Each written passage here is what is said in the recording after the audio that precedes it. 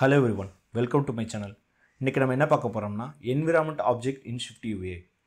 Okay, environment object அப்படினா என்ன, அது எங்கெல்லாம் நம்ம யூஸ் பண்ண போறோம் அப்படிங்கறத நம்ம பார்க்க போறோம்.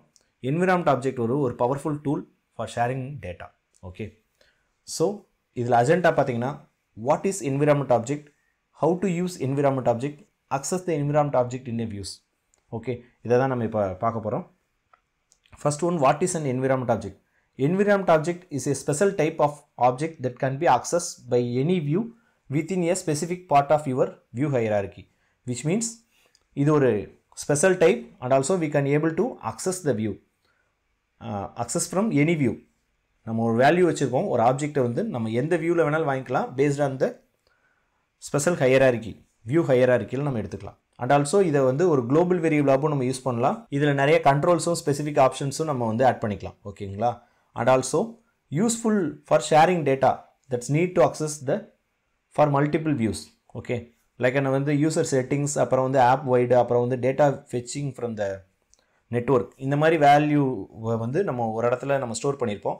இதை வந்து multiple places which means other வியூஸ்லாம் நம்ம யூஸ் பண்ணணும்னா environment object வந்து ஒரு பெஸ்ட் சாய்ஸ். ஓகேவா?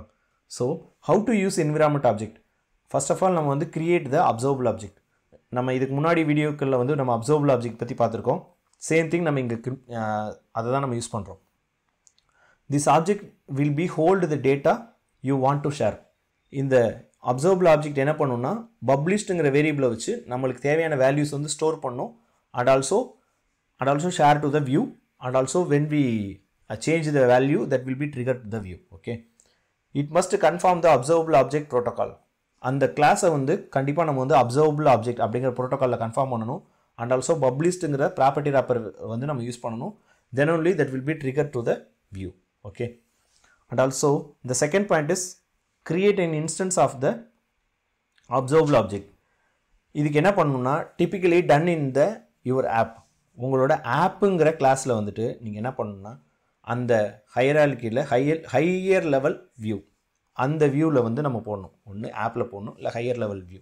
எதுலேருந்து நமக்கு சைல்ட்ஸ்க்கெலாம் தேவைப்படுதோ அந்த இடத்துக்கு நம்ம போடணும். ஸோ நம்ம பேசிக்கலி நம்ம வந்து ஆப்பில் போட்டுக்கலாம். ஓகேங்களா? Use the state object. இங்கே வந்து அப்சர்வ்டு ஆப்ஜெக்ட் யூஸ் பண்ணக்கூடாது, ஸ்டேட் ஆப்ஜெக்ட் யூஸ் பண்ணணும். State object to create and manage the object இந்த லைஃப் சைக்கிள்.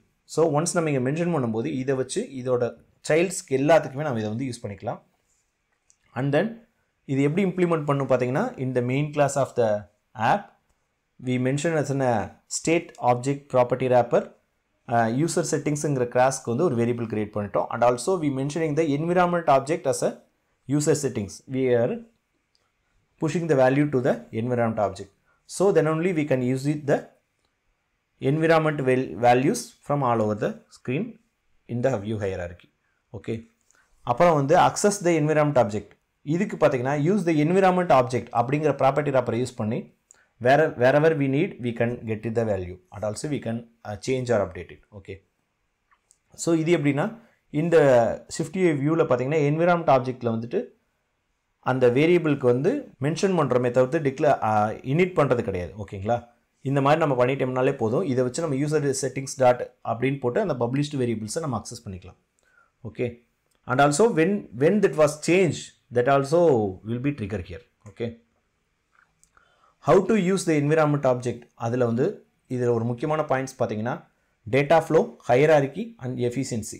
டேட்டா ஃப்ளோ பார்த்தீங்கன்னா changes to the published properties in the environment object will be automatically trigger the object to the all views for what are the things that will be observing. Okay, once நம்ம published வேரியபிளில் நம்ம ஏதாவது changes பண்ணிட்டோம்னா அது ஆட்டோமேட்டிக்காக அதோட views hierarchy வியூஸில் update பண்ணிடும்.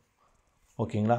And then the environment object is available to all child views within the view hierarchy where it was injected. அதான் இப்போ முன்னாடி சொன்னேன். ஓகேங்களா? efficiency, avoid overusing environment object. Consider the alternative approaches like passing data explicitly or using the combination of state and the binding similar cases. Okay, so எது நீ use பண்ணுங்கிறத இங்கே define பண்ணிக்கோங்க. which means mention தாட்டில் நீங்கள் யோசித்துக்கோங்க. ஒன்று state binding use பண்ணலாமா, இல்லை environment object use பண்ணலாமா அப்படிங்கிறத வந்து கன்ஃபார்ம் இட். ஓகே, அப்புறம் டெமோனா we having the app screen. In the app class, we mentioned the state object as an auth view model that's mentioned as a login view model class. So first of all, login view model என்னன்னு பார்த்தலாம். login view model we mentioned the observable object. இந்த observable object நம்ம published variables வச்சிருக்கோம். அதில் வந்து user logged in ஒரு bool value, அப்புறம் userங்கிற மாடலில் பார்த்தீங்கன்னா name and the password வந்து நம்ம வச்சிருக்கோம். ஓகேங்களா? And also we have two functions, one is a login and also logout. Okay, இதை பேஸ் பண்ணி நம்ம வேல்யூஸ் வந்து அப்டேட் பண்ணிக்கலாம். ஓகே, ஸோ ஃபஸ்ட் இது தெரிஞ்சுக்கோங்க. அண்ட் தென் ஸ்டேட் ஆப்ஜெக்ட் இப்படிங்கிறத நம்ம மென்ஷன் பண்ணியாச்சு. And then we mention the environment object as in at view model. Okay, that's all. So இதெல்லாம் நம்ம எதுக்கு யூஸ் பண்ணிக்கலாம், வெல்கம்ங்கிற ஒரு ஸ்க்ரீனுக்கு போட்டிருக்கோம். That's a common screen. So இந்த common screen we can decide whether that was logged in or logged out. Based on that we change the UI. Okay, so user லாகின்ல இருந்தாங்கன்னா நம்ம ஹோம் ஸ்க்ரீன் காட்டலாம், lock அவுட்ல இருந்தாங்கன்னா login ஸ்க்ரீனை காட்டுறோம். அந்த logic வந்து நம்ம இங்கே போட்டுக்கலாம்.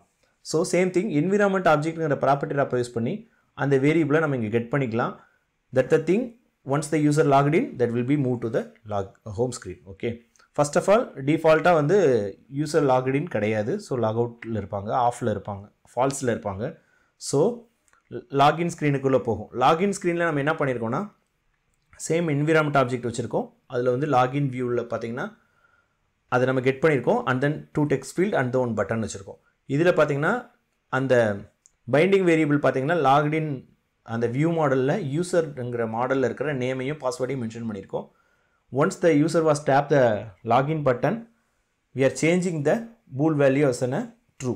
ஸோ அதை வந்து நம்ம login view model dot login அப்படிங்கிற ஃபங்க்ஷன் நம்ம யூஸ் பண்ணி நம்ம வேல்யூஸை வந்து அப்டேட் பண்ணிக்கிறோம். ஓகேங்களா? Once that was updated that will be automatically trigger the welcome screen. So அந்த ட்ரிகர் ஆனோடனே நமக்கு என்ன பண்ணணும்னா லாகின் ஸ்க்ரீன் இல்லாமல் ஹோம் ஸ்க்ரீன் ஆட்டோமேட்டிக்காக அப்பியர் ஆகும். ஓகேங்களா? So automatically show the home screen. இந்த home screen we mentioning the same environment object as a login view model. In that we having the ரெண்டு டெக்ஸ்ட் ஃபீல்டு வச்சுருக்கோம், அப்புறம் வந்து ஒரு நேவிகேஷன் லிங்க் வச்சுருக்கோம், ஒரு பட்டன் வச்சுருக்கோம். நேவிகேஷன் லிங்க்கில் வந்து ப்ரொஃபைல் வியூக்கு நேவிகேட் பண்ணுற மாதிரியும் அனதர் ஒன் பட்டன் பார்த்திங்கன்னா லாக் அவுட் பண்ணுற பட்டன் வச்சுருக்கோம். இதை வச்சு நம்ம லாக் அவுட் கிளிக் பண்ணும்போது இந்த பட்டன் மூலமாக நம்ம மறுபடியும் லாகின் ஸ்க்ரீனுக்கு போக முடியும். And also when we tap the profile view navigation link that will be move to the profile view. So இதில் பார்த்தீங்கன்னா டெக்ஸ்ட் ஃபீல்டு இந்த ப்ரொஃபைலில் பார்த்தீங்கன்னா டெக்ஸ்ட் ஃபீல்டு 2 இருக்குது. And also here also we having the logged out button. When we tap the logged out button that will be navigate to the login screen. Okay, இது வந்து ஆக்சுவலாக login screen. இந்த login ஸ்க்ரீனில் பார்த்தீங்கன்னா நம்ம 2 text ஃபீல்ட்லையும் values fill up பண்ணியிருக்கோம். And also when we tap the login now button that will be push to the login screen. So there is no glitches or changes that will be automatically refreshing the UI.